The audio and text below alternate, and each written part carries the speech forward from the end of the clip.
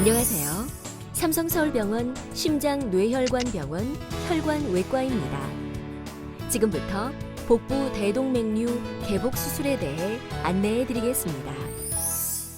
대동맥은 우리 몸에서 가장 굵은 혈관 중 하나로 심장에서 시작해 흉부 대동맥을 거쳐서 복부 대동맥이 됩니다.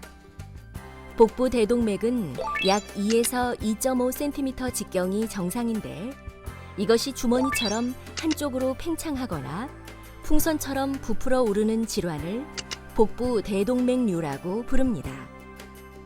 일반적으로 정상 직경의 1.5배 이상 늘어난 경우를 말하며 뇌동맥류 다음으로 가장 빈번하게 발생하는 질환입니다. 복부 대동맥류를 발생시키는 가장 많은 원인은 퇴행성 변화입니다. 나이가 들면서 자연스럽게 혈관벽이 약해지는 건데요. 심장에서 혈액을 온몸으로 뿜어내기 위해 생기는 압력으로 인해 약해진 혈관벽이 풍선처럼 부풀어 오르면서 비정상적으로 늘어나게 됩니다. 이 외에 동맥경화, 가족력, 유전적 혹은 선천적 요인, 세균이나 바이러스 감염으로 인해 발생할 수 있습니다.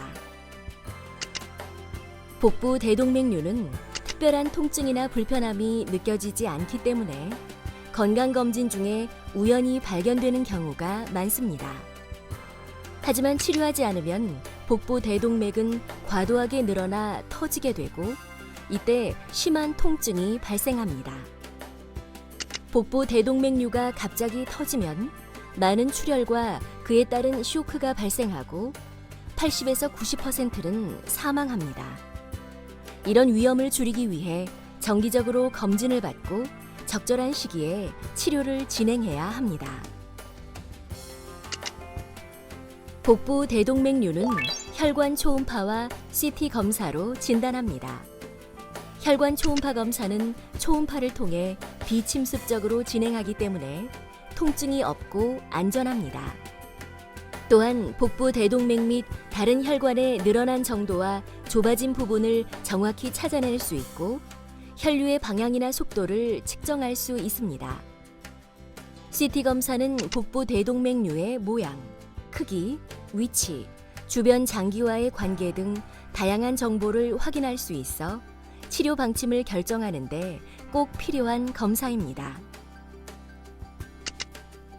복부 대동맥류 치료는 그 크기와 자라는 속도를 반영해 결정합니다. 복부 대동맥류가 5cm보다 크면 터질 위험이 높기 때문에 보통 5cm를 기준으로 삼습니다. 복부 대동맥류가 5cm보다 작으면 1년에 한두 번 정기 검진을 하면 됩니다. 복부 대동맥류가 5cm보다 클 때, 심한 복통이 있을 때, 또는 정기 검진을 받는 과정에서 복부 대동맥류가 6개월에 0.5cm, 1년에 1cm 이상 커졌을 때는 개복 수술 혹은 스텐트 그라프트 치료를 받아야 합니다. 복부 대동맥류가 터지면 생명이 위험하기 때문에 정기 검진을 하면서 터지기 전에 치료를 받아야 합니다. 복부 대동맥류는 약물로 치료되지 않습니다. 복부 대동맥류를 치료하기 위해 인조혈관을 이용하여 복부 대동맥을 재건합니다. 복부와 동맥류를 절개해 인조혈관을 동맥류가 침범하지 않은 혈관의 윗부분과 아랫부분에 각각 연결합니다. 그 다음 동맥류 벽으로 인조혈관을 덮고 봉합하면 수술 후 인조혈관을 통해 혈류가 흐르게 됩니다. 복부 대동맥류 개복 수술의 위험성과 합병증에 대해 설명드리겠습니다. 이 수술은 큰 혈관을 수술하는 것으로 수술 중 또는 수술 후 출혈 위험성이 매우 높습니다. 따라서 수술 후에는 혈압 및 맥박, 소변량, 배액관, 복부 둘레, 복부 통증, 혈액 검사를 통해 출혈을 감시하며 출혈 정도에 따라 수혈 또는 재수술을 받을 수 있습니다. 심근경색증은 복부 대동맥류 개복 수술 후 발생할 수 있는 합병증 중 가장 위험한 질환입니다. 복부 대동맥류와 심근경색증은 발생 요인이 같기 때문에 수술 전부터 심장 질환을 가지고 있을 확률이 높으며 심장 질환 과거력이 없더라도 마취나 수술 과정에서 심장과 심장 혈관이 자극되기 때문에 위험성이 높아지게 됩니다. 그래서 혈압 및 맥박, 호흡, 가슴 통증, 심전도, 혈액 검사를 통해 지속적으로 심근경색증 발생을 감시하는데요. 만약 발생한다면 순환기 내과의 협진을 통해 치료받을 수 있습니다. 폐렴은 수술 시 진행하는 전신 마취에 의해서 흔하게 발생할 수 있는데요. 폐렴을 예방하기 위해서는 심호흡, 기침, 공 올리기 등 호흡 운동을 적극적으로 해야 합니다. 만약 수술 후에 복부 통증이 생겨 호흡 운동이 어렵다면 진통제를 맞고 시행하시면 됩니다. 수술 부위의 상처가 감염되는 것을 막기 위해 드레싱한 뒤 깨끗하게 유지해 주세요. 만약 상처가 빨갛게 되거나 열이 발생하면 감염이 된 것일 수도 있으므로 주의 깊게 관찰해야 합니다. 수술 후 복부 대동맥류 내부에 있던 혈전이 다리로 내려가는 혈관을 막는 하지동맥 색전증이 발생할 수 있습니다. 혈액순환이 되지 않기 때문에 다리나 발이 차가워지거나 심한 통증이 나타나므로 주의 깊게 관찰해야 합니다. 혈액으로 세균이 들어와 인조혈관에 붙어 감염이 되었을 때 인조혈관은 인체 조직 같은 방어력이 생기지 않습니다.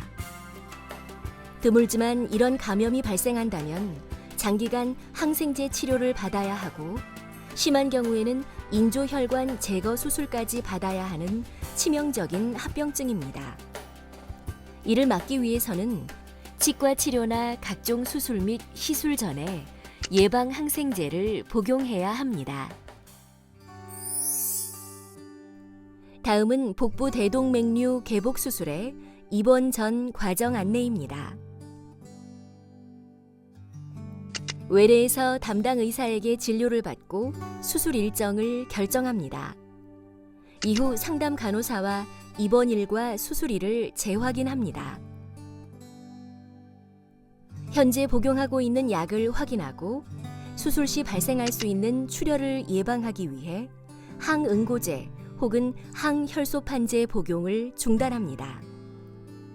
입원 시 다른 병원에서 처방받은 약이 있다면 조제약 1일분과 처방전을 지참해 주십시오. 다음은 입원과 관련된 사항입니다. 병실 배정 문자는 원무과에서 입원 당일 오전 11시에서 오후 1시 사이에 보내드리며 휴일 입원 예정자에게는 미리 연락을 드립니다. 만약 병실이 부족할 경우 부득이하게 입원 당일에 수술이 연기될 수도 있습니다. 입원하게 될 병동은 혈관외과 16서 병동으로 보호자가 병실에 상주하지 않는 간호간병 통합서비스 병동입니다.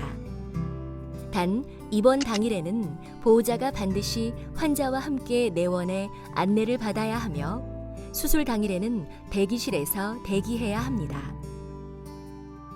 입원 전 책자의 QR코드에 접속하여 병원 생활 안내 영상과 간호간병 통합 서비스 안내 영상을 시청합니다.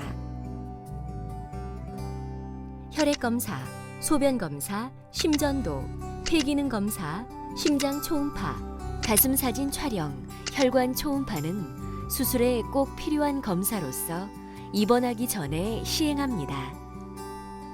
또한 필요에 따라 수술 전에 시행할 협진을 위해 입원 전 추가 방문을 요청할 수 있습니다. 입원 전 주의사항에 대해 안내해 드리겠습니다. 복부 대동맥류를 자극하지 않아야 하므로 다음 사항들을 꼭 기억해 주십시오. 첫 번째, 고혈압을 주의해야 합니다. 혈압이 비정상적으로 높으면 복부 대동맥류가 자극돼 터질 수 있으므로 처방받은 혈압약이 있다면 잘 복용해야 합니다. 두 번째, 복압이 올라가지 않도록 주의해야 합니다. 소리 지르기, 무거운 물건 들기, 배변 시 배에 과하게 힘을 주는 행위 등은 복강 내 압력을 상승시켜 복부 대동맥류를 자극할 수 있습니다. 세 번째, 물리적인 충격을 받지 않도록 주의해야 합니다. 복부나 등에 충격이 가해지는 것, 부딪히거나 넘어지는 것은 복부 대동맥류가 자극되어 터질 수 있습니다. 일반적인 복부 대동맥류 개복 수술 치료 일정입니다. 일정은 환자의 상태에 따라 변동될 수 있습니다. 이제 복부 대동맥류 개복 수술 입원 과정을 안내해 드리겠습니다. 보통 수술 하루나 이틀 전에 혈관 외과 병동에 입원하고 QR코드에 접속해 입원 전 병원 생활 안내 영상을 시청합니다. 입원 전에 복용하던 약이 있다면 1일분 약과 처방전 또는 약 이름이 적혀 있는 약봉투를 가져와야 합니다. 입원 시에는 세면도구, 칫솔, 치약, 수건, 속옷, 휴대폰 충전기, 휴지, 뒤축이 있는 실내화, 물통, 빨대, 물컵 등이 필요하며 상황에 따라 물티슈, 기저귀, 노린스 샴푸 등을 준비해 오면 됩니다. 준비 못한 물품은 병원 내 지하 1층에 있는 편의점에서 구입하셔도 됩니다.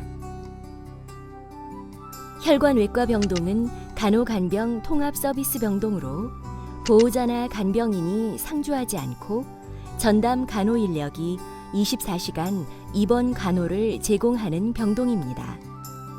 더 자세한 내용은 간호간병 통합서비스 안내 영상을 참고해 주시기 바랍니다. 다음은 복부 대동맥류 개복 수술 전 준비 사항입니다. 수술 전날 또는 당일에 주치의의 설명을 듣고 동의서를 작성합니다. 수술 후 집중 관찰을 위해 중환자실로 이동하기 때문에 중환자실 동의서도 함께 작성해야 합니다. 수술 전날부터 식이 제한이 있을 수 있으며 밤 12시부터는 물도 마시면 안 됩니다. 필요시 수술 전날 저녁에 관장을 할 수도 있습니다. 수술 전에는 감염 예방을 위해 수술 예정 부위인 복부와 사타구니에 소독 비누를 묻혀 문지른 후 물로 샤워하거나 물수건으로 닦아냅니다. 필요시에만 하는 과정이므로 담당 간호사에게 문의하시면 됩니다. 수술을 위해 굵은 정맥 주사 바늘을 삽입합니다. 바늘이 굵어서 일시적으로 불편함을 느낄 수 있습니다. 만약 불편함이 지속된다면 의료진에게 말씀해 주십시오.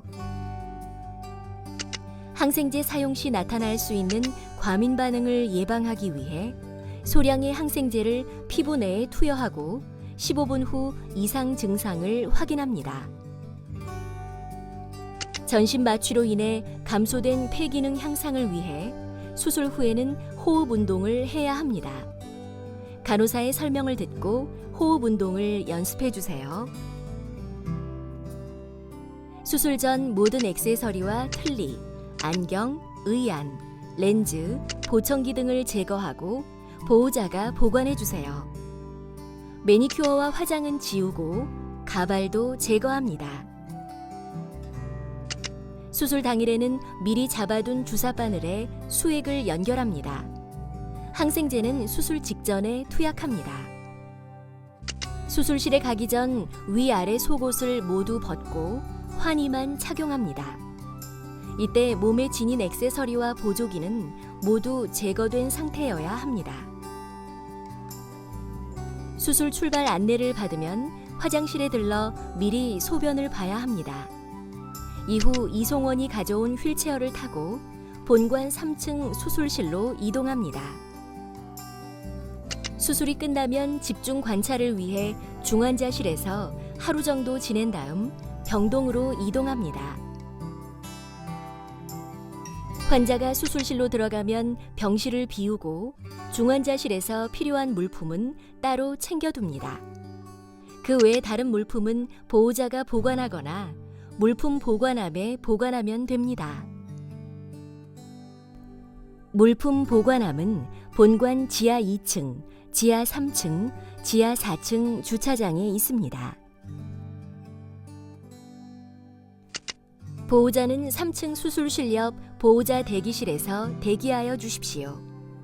수술 당일의 환자 출입 상황을 등록된 연락처로 문자 발송드리겠습니다. 다음으로 수술 후 주의사항을 안내해 드리겠습니다. 복부 대동맥류 개복 수술 후에는 다음과 같은 증상들이 나타날 수 있습니다. 전신 마취의 여파로 물을 삼킬 때 통증이 발생할 수 있습니다. 미지근한 물이나 가글액으로 헹궈내면 도움이 됩니다. 마취제나 진통제로 인해 메스꺼운 증상이나 구토가 있을 수 있으니 심각하다면 의료진에게 알려주시기 바랍니다. 절개 부위에 감염이나 출혈, 혈관에 혈전증 증상이 나타나는지 수시로 관찰해야 합니다. 통증은 주로 수술 후 하루 이틀 사이가 가장 심하고 이후에는 점차 감소합니다. 만약 무통주사가 들어가는 동안 부작용이 생긴다면 의료진에게 즉시 알려주세요. 수술 후 장운동이 정상화되어 가스가 나올 때까지 2일에서 4일 동안은 금식합니다. 가스가 나온 후에는 의료진의 지시에 따라 물부터 마실 수 있으며 상태에 따라 미음, 죽, 밥 순서로 식이를 진행합니다. 식사는 조금씩 자주 섭취하는 것이 좋습니다. 수술 후 하루에서 이틀 정도는 호흡 운동을 하며 침상에서 안정을 취하고 이후에는 장운동 기능 향상과 혈전 예방을 위해 천천히 걷기 운동을 시작합니다. 처음에는 짧은 거리를 걷고 상태에 따라 활동량을 늘려가면 됩니다. 만약 어지러움, 가슴 답답함, 호흡 곤란 등 불편함이 생기면 활동을 중단하고 즉시 의료진에게 알려주세요. 수술할 때 넣은 소변줄은 수술 끝난 후 2일에서 3일간 유지하게 되는데요. 소변줄로 인해 자극이 생겨 소변이 마렵다는 느낌이 들 수 있습니다. 걷기 운동을 할 때 소변 주머니는 무릎 아래로 둡니다. 소변줄을 제거하고 난 후 반드시 4시간 안에 소변 보기를 시도해야 합니다. 수술 상처 봉합은 봉합용 실 또는 철사처럼 생긴 스테이플로 합니다. 봉합 부위는 청결하게 유지해야 하며 혈액이나 분비물 등이 많이 새어나온다면 의료진에게 알려주세요. 실밥 제거는 일반적으로 퇴원 전에 반 정도, 수술 후 2주 이내에 나머지를 제거하게 됩니다. 수술 부위의 출혈을 확인하고 삼출물 배출을 돕기 위해 수술 후 이틀에서 3일 정도는 배액관을 유지해야 합니다. 또한 배액관에 줄이 당겨져 빠지지 않도록 옷이나 복대에 잘 고정시켜야 합니다. 오래 누워 있으면 혈액순환이 잘 안 되기 때문에 혈전이 혈관을 막아 결국 혈액순환이 차단될 수 있는데요. 스타킹을 착용하면 혈전 예방에 도움이 됩니다. 항혈전 스타킹은 아침에 일어나서 착용 후 하루 일과를 끝내고 자기 전에 벗으면 됩니다. 스타킹을 벗을 때는 피부에 문제가 생기지 않았는지 확인해야 합니다.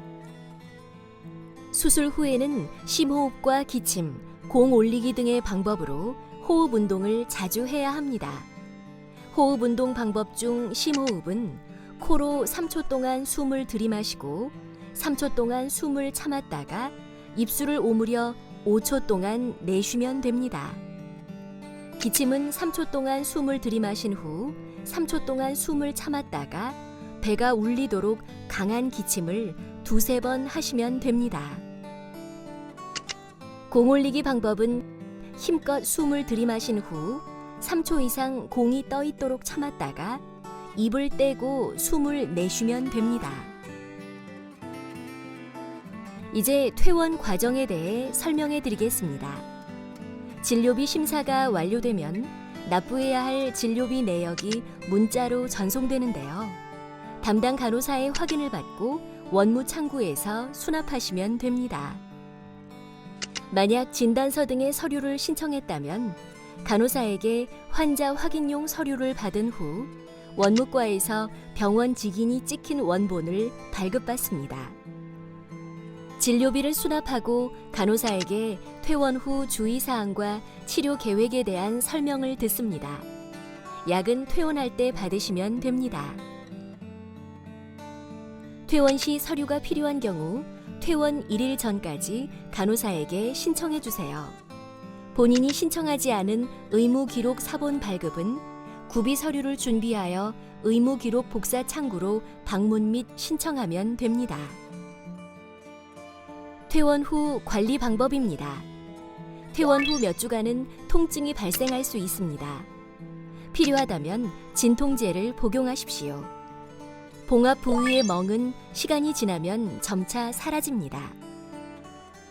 퇴원일에 드리는 상처 관리에 대한 소견서를 지참하여 집 근처 병원에서 소독받으세요.